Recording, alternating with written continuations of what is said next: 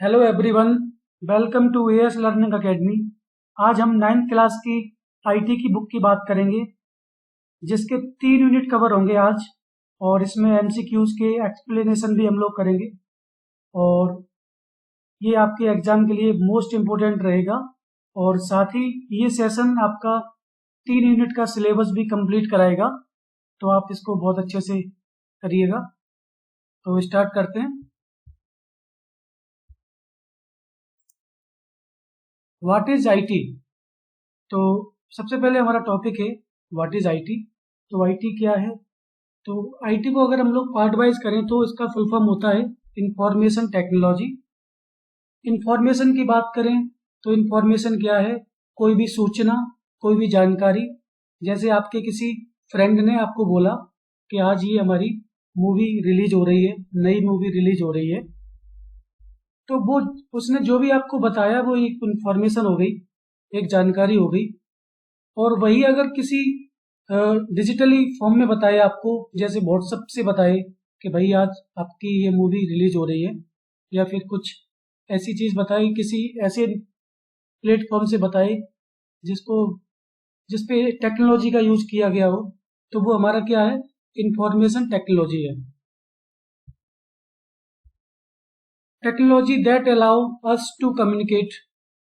Simple सी बात है, जो हम लोग अभी बोल रहे थे वही इसमें लिखा हुआ है।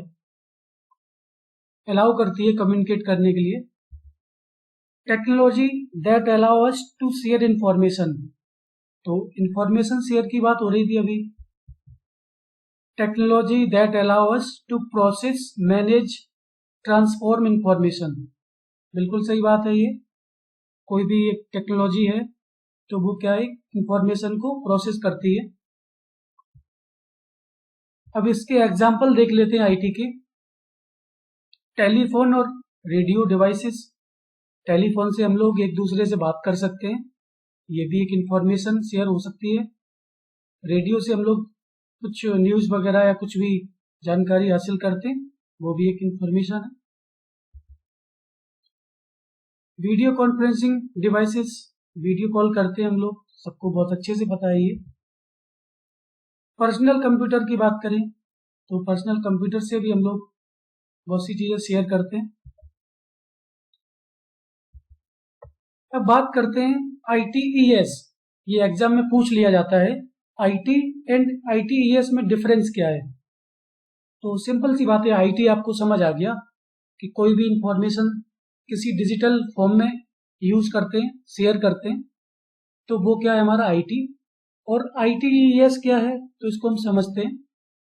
आईटी मीन तो आपको पता है इंफॉर्मेशन टेक्नोलॉजी, और इसमें ईएस और जोड़ दिया गया है, तो इनेबल्ड सर्विसेज। तो इनेबल्ड सर्विसेज का मतलब क्या है? सर्विस की बात करें तो सबको पता है कोई भी सेवा, जैसे आप किसी इलेक्ट्रीशियन का काम कर रहे हैं तो आप एक सर्विस कर रहे हैं, वो आपकी एक सर्विस है। तो वही सर्विस हम लोग किसी डिजिटल फॉर्म में इम्प्रूवमेंट के साथ करें तो वो हमारा आईटीईएस हो जाता है। जैसे आप इलेक्ट्रीशियन हैं, लेकिन आपको कोई जानता नहीं है कि आप इलेक्ट्रीशियन हैं, आपने ऐड किया, तो सोशल मीडिया पे ऐड किया या फिर कुछ ऐसी टेक्नोलॉजी यूज करी जिसमें आपका डिमांड बढ़ी, लोगों की कॉल्स आने लगी, और तो उसमें क्या हो रहेगा? आपकी जो सर्विस है तो वो इम्प्रूवमेंट होगी। तो इसको हम लोग बोल सकते हैं आईटीईएस। किसी कंपनी का एडवर्टाइज, मान के चलो कोई पुरानी कंपनी थी और उस टाइम उसका बिजनेस नॉर्मल था, जैसे चलता आया था, तो उस कंपनी ने यूज किया किसी टेक्नोलॉजी को। तो टेक्नोलॉजी का मीन्स मान के चलो अगर उसको अपना एडवर्टाइज बढ़वाना है या अपना कोई भी प्रोडक्ट में क्वालिटी या कस्टमर के फेवर में कोई डिजिटली फॉर्म में करना है, तो वो क्या हो जाएगा?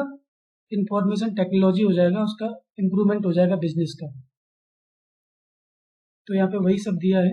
IT enabled services also called web enabled services, और रिमोट सर्विसेज, और टेलीवर्किंग। तो इसको याद रखिएगा, पूछ सकते हैं आपसे रिमोट सर्विसेज को हम लोग और क्या कहते हैं। तो एग्जाम्पल की बात करें तो आईटीईएस के एग्जाम्पल कुछ दे रखे हैं, जैसे बैंक एटीएम सर्विसेज हो गया, हॉस्पिटल्स मशीन्स हो गई, बारकोड सर्विसेज हो गया। ई कॉम का मीन्स होता है e commerce. E commerce means जैसे फ्लिपकार्ट अमेजोन होते हैं तो उनको हम लोग ई कॉमर्स बोल देते हैं। यहाँ पे बैंक एटीएम सर्विसेज का मैंने एक डायग्राम दिया है। हॉस्पिटल्स मशीन्स, बारकोड सर्विसेज,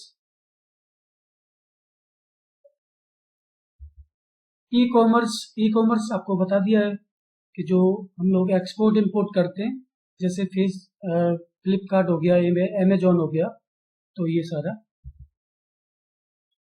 तो कुछ ई कॉमर्स कंपनीज हैं।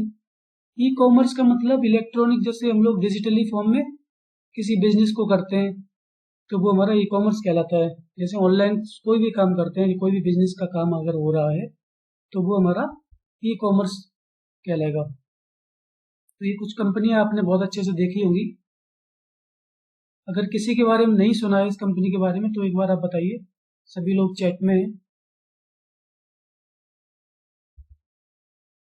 अब हम बात करेंगे, हमारे इस आईटी के बुक में कुछ पार्ट हमारा स्किल्स का आता है, एम्प्लॉयबिलिटी स्किल्स का आता है, और उसके भी कुछ क्वेश्चंस आते हैं एग्जाम में, तो वो काफ़ी इम्पोर्टेंट होते हैं समझने के लिए। और पूरा अगर एग्जाम करते हैं आप या पूरा अपना सिलेबस कवर करते हैं तो एम्प्लॉयबिलिटी स्किल्स की एक बुक होती है।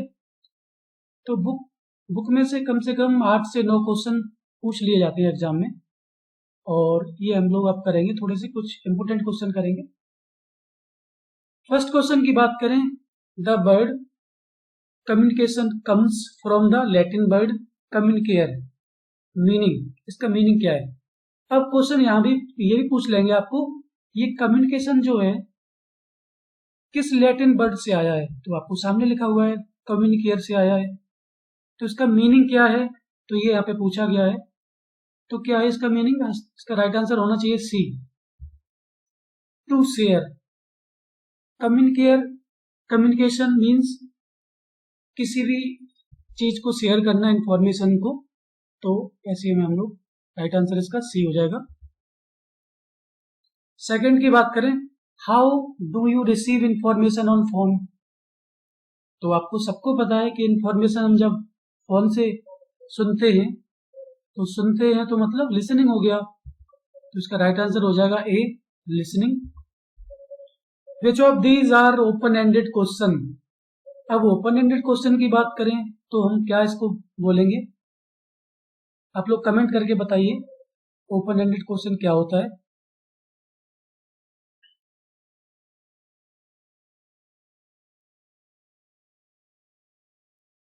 देखो, इसका अगर हम आंसर की बात करें तो इसका राइट आंसर होना चाहिए हाउ डू यू फील। अब ओपन एंडेड क्वेश्चन क्या होते हैं तो उसको मैं एक बार बता देता हूं कि जैसे आपने अगर किसी क्वेश्चन का आंसर यस नो में नहीं दे पाया अच्छे से, उसके लिए आपको एक्सप्लेनेशन करना पड़े, तो वो हमारा ओपन एंडेड क्वेश्चन हो गया। देखो मैंने इसको एक्सप्लेन भी किया है। An open ended question is a question that can not be answered with a yes और नो। मैंने बोला वेयर डू यू लिव, तो सिंपल सी बात है, आप एक बार दिल्ली बोल सकते हैं, शॉर्ट में बोल सकते हैं। तो यहाँ दिया हुआ can not be answered yes और नो एंड स्टैटिक रेस्पॉन्स, मतलब एक बहुत ज्यादा सिंपल रेस्पॉन्स दे सकते हैं।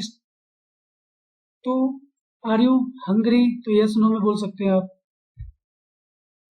फील के लिए बात करें तो फील के लिए आप बहुत सारा एक्सप्लेनेशन करेंगे कि भाई मुझे ऐसा फील हो रहा है आज। डिड यू मीट हिम, क्या तुम उससे मिले, तो यस नो में दे सकते हो आंसर। तो ओपन एंडेड याद रखेंगे, बहुत ही इंपॉर्टेंट ये question. Why do we send mails, हम लोग ईमेल्स क्यों सेंड करते हैं। टू रीच ऑन टाइम, नहीं ऐसा कुछ नहीं है। पहले के टाइम पे काफी टाइम लगता था किसी भी मेल्स मीन्स किसी डाक को पहुंचने में, चिट्ठियां जाया करती थी। To share documents and file, simple सी बात है, हमारा बी आंसर होगा इसका।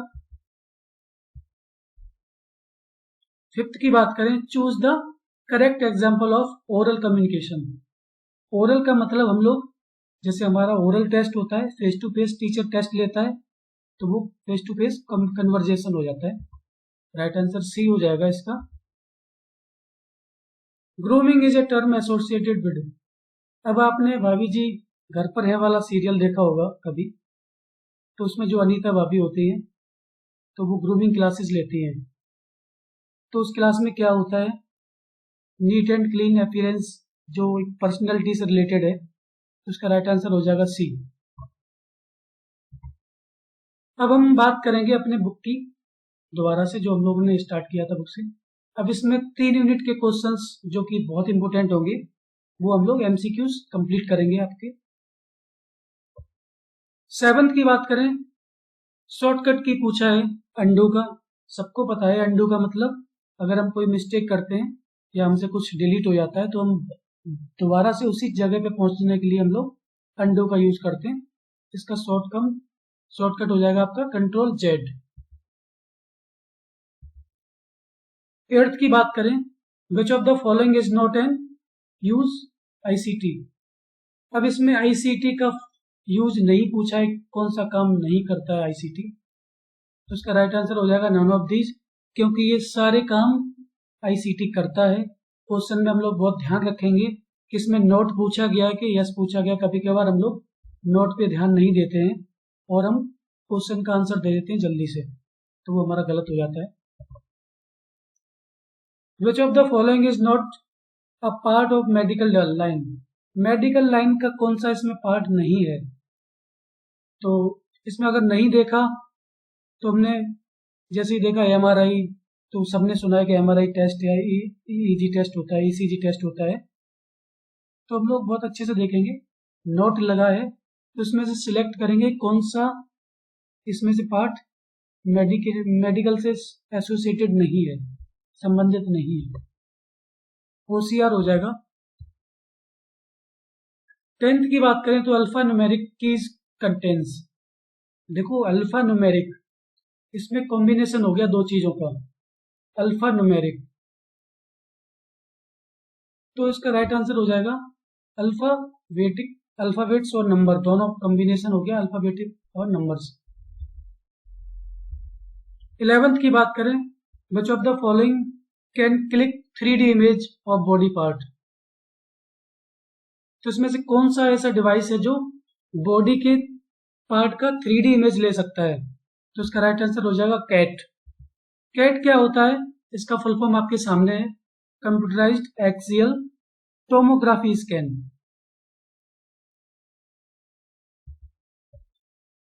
ट्वेल्थ क्या है, header and footer is available in which the following मीनस।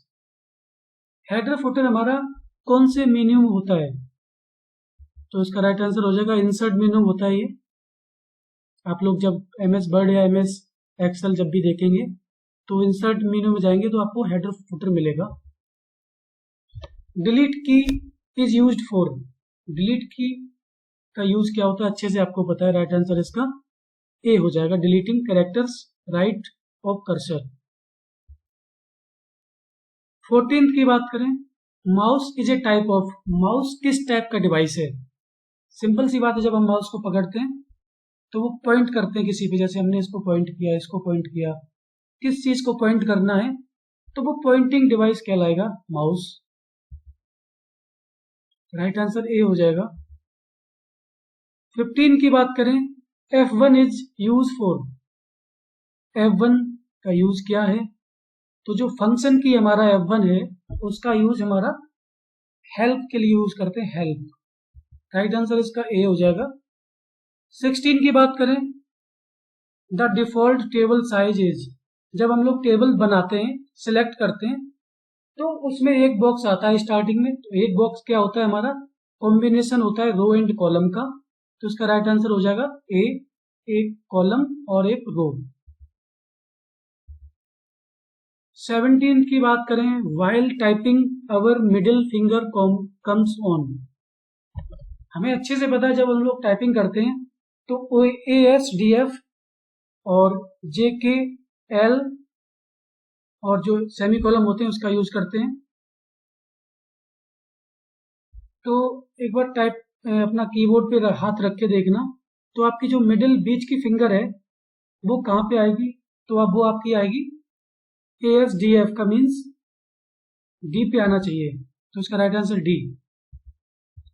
18 which of the following is not a function of mouse, इसमें माउस के फंक्शन कौन सा नहीं है, तो मुझे तो सारे लग रहे हैं। इसमें क्लिक करना भी माउस से होता है, इंसर्ट भी माउस से होता है, और ड्रैग का मतलब इधर से उधर कुछ उठा के रख देना।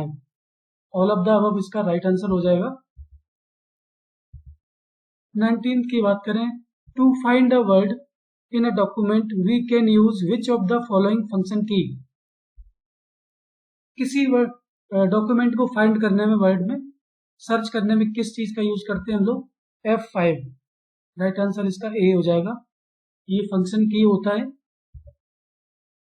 20 स्टूडेंट टाइप्ड 240 कैरेक्टर पर 2 minute with the speed of, एक स्टूडेंट आपका 240 कैरेक्टर पर 2 मिनट करता है, तो 2 मिनट में 240 करता है, तो 1 मिनट में हमारा क्या करेगा, 120 करेगा, क्योंकि स्पीड तो हमारी मिनट वाइज ही काउंट की जाएगी। राइट आंसर इसका डी। 21 की बात करें, which shortcut key is use to insert table, insert table करने के लिए कौन सा शॉर्टकट की यूज करते हैं, सबको पता होना चाहिए। राइट आंसर इसका ए, Ctrl+F12।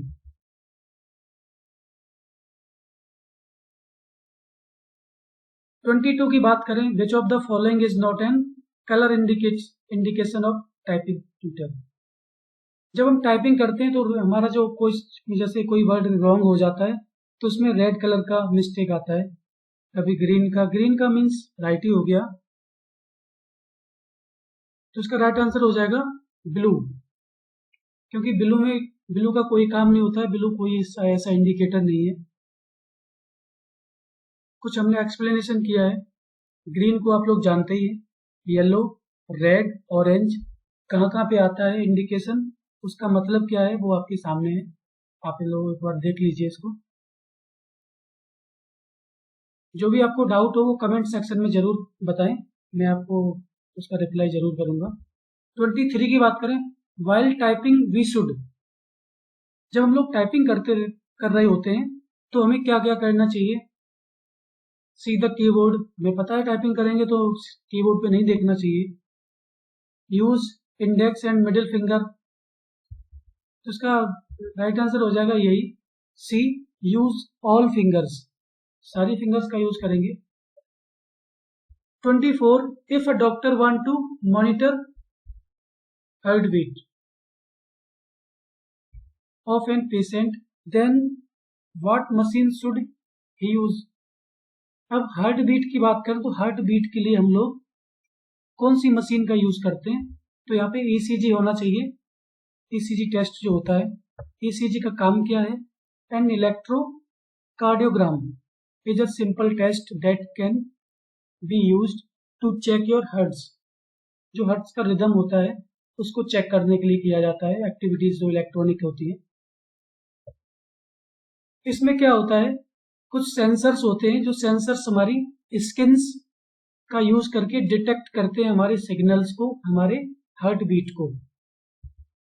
25 what option should be used to change, इसमें टू डबल वन लग गया है, the word books to word copies, अब कोई हमने लेटर या कोई भी डॉक्यूमेंट में हमें बुक्स की जगह कॉपीज करना है, तो जहां जहां बुक लिखा है वहां वहां हमें क्या करना है, कॉपीज करना है।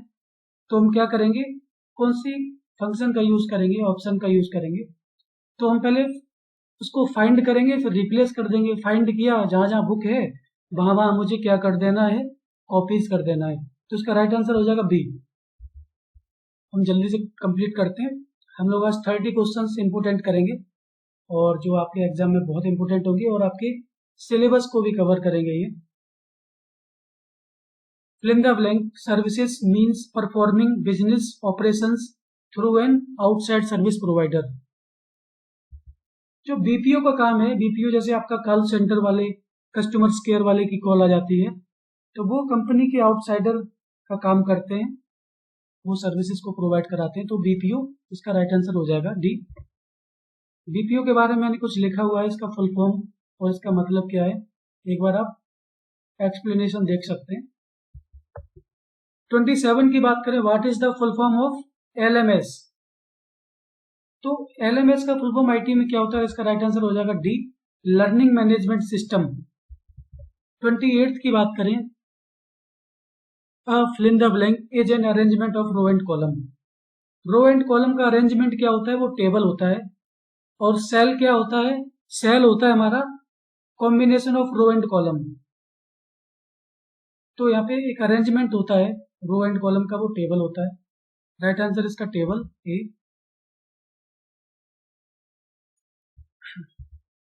F and J are called, F और जे हमारा जो होते हैं उसको हम लोग क्या बोलते हैं, सबको पता है ये, जो हमारी ASDF और JKL सेमी कॉलम, ये हमारे क्या होते हैं, होम की होते हैं। और गाइड की मतलब जो कीज जो कीबोर्ड के हमारे होते हैं उसमें कुछ एक प्लास्टिक नुमा एक इंडिकेटर निकला हुआ होता है, जिससे हमें पता चल जाता है कि हमारी फिंगर्स अभी कहाँ पे हैं, तो हमें लोकेशन पता चल जाती है कि हम लोग अभी कहाँ पे हैं। तो एफ एंड जे हमारा क्या है, गाइड की है। राइट आंसर इसका सी हो जाएगा।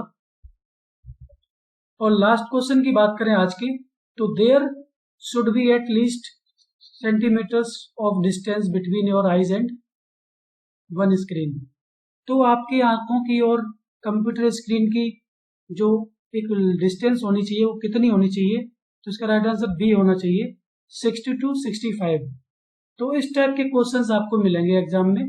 और आपको ये कैसा लगा सेशन, उसके लिए आप कमेंट कर ही रहे हैं, और कमेंट जरूर करिए। और कोई भी आपके सब्जेक्ट की प्रॉब्लम हो तो आप जरूर इस पर डिस्कस करिए। Thank you.